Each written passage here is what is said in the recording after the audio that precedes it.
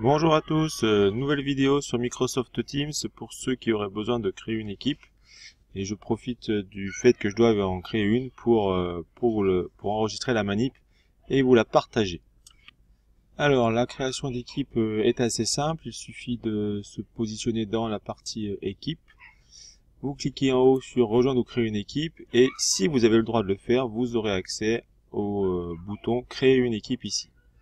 Vous cliquez, en fonction des besoins, vous pouvez faire différents types d'équipes.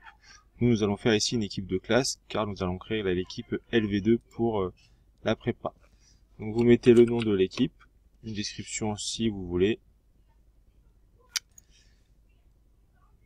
Vous êtes s'inscrire et là tout de suite il vous demande quelles sont les personnes que vous voulez rajouter. Donc comme vous avez créé une classe, vous avez des étudiants et des enseignants.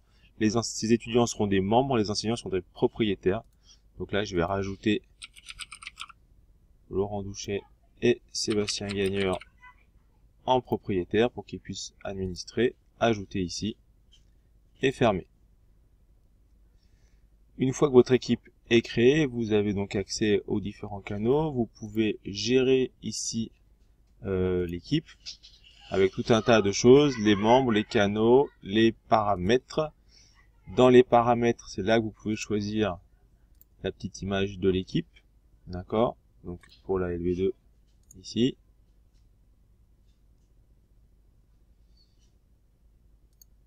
Et vous pouvez aussi ici générer le code de l'équipe, d'accord, qui permettra aux étudiants de s'inscrire.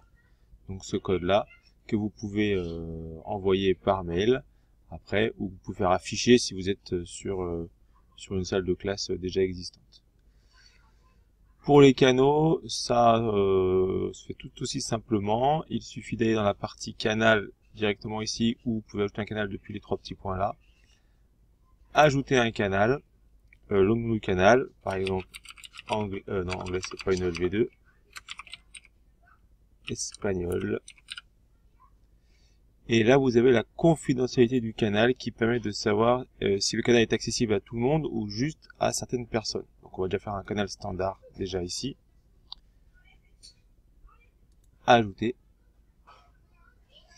Et on va rajouter aussi dans le paramétrage le fait que les études, s'assurer que les étudiants ne puissent pas sur les canaux faire tout et n'importe quoi.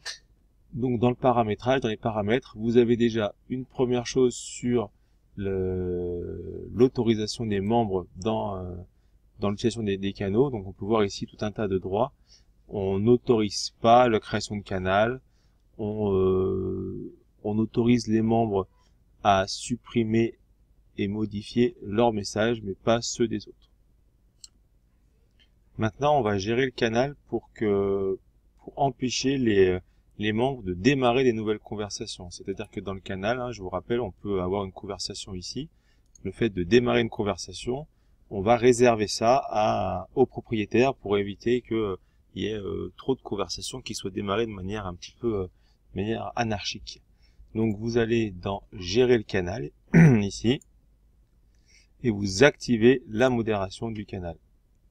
D'accord, donc les propriétaires peuvent être modérateurs. Donc je vais mettre en modérateur ici.